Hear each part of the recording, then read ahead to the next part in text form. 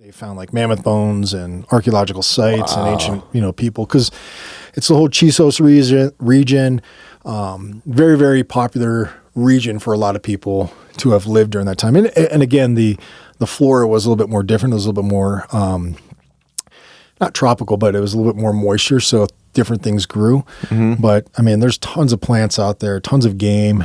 Have you seen any of the guy that's been on Rogan several times? The guy from the Boneyard. He started like the Bone Rush in New York. I have. And where stuff. He dropped those bones in the Hudson and people went diving. Yeah. I've seen.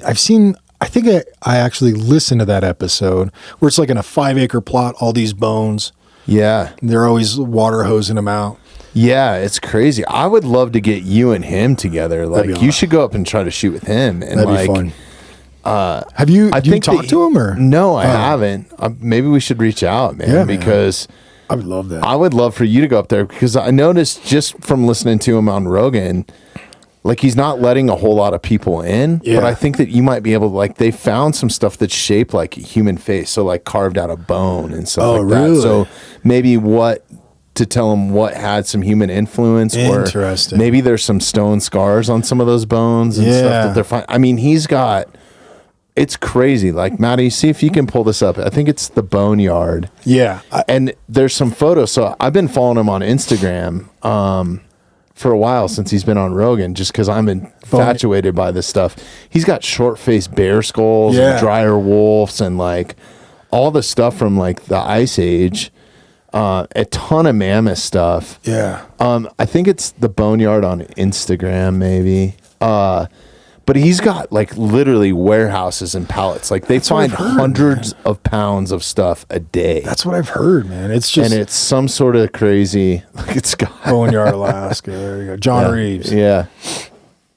I mean, he's posting stuff like every day of just, and like maybe those are needles. I don't know maybe that's shit that I know that they're making some stuff out of the ivory. Yeah, I think his daughter makes some of it, but like that looks like an oryx skull, big mammoth. I mean,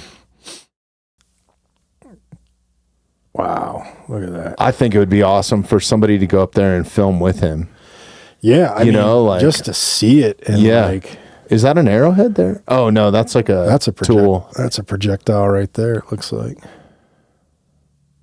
Oh, he's got a tooth. See the tooth with the hole in it? Yeah. So somebody might have worn that as like a button or a. Yeah. That's some cool stuff, man. Just amazing. He seems like a no-nonsense dude too when he's on a run. Yeah, he's like, this is mine. He like art sort of people, That's why it's another reason that I'm intrigued with it. Is like he's not straight. Yeah.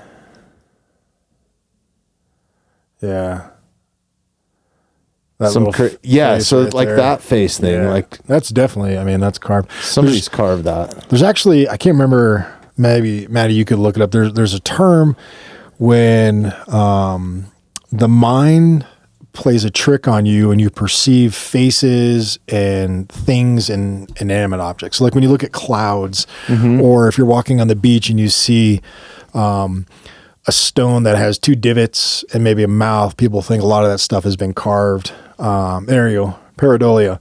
But there's a lot of people that find artifacts that clearly wasn't, where they see a face or they see something in it, and Jesus in the toast. Exactly. No, that's exactly what it is. So it's like our minds are conditioned to see shapes and patterns and recognize faces. And sometimes people will find they'll be like, oh, this is a 20,000-year-old artifact, and it's got like 2 divots and like another divot that could be a mouth. And they're like, this was definitely made by, Native Americans or Paleo Indians.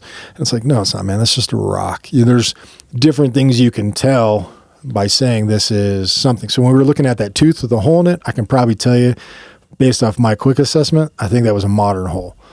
Really? Reason being is if you use a stone drill, you're going to get more of a cone shape into it, instead of like a modern drill will just drill straight down. But if you're using stone, you'll get a little bit more of a cone, and usually they're flipped over and you'll get a cone. So it almost looks like an hourglass. See, that's the sort of stuff like, picking up a piece of the stone.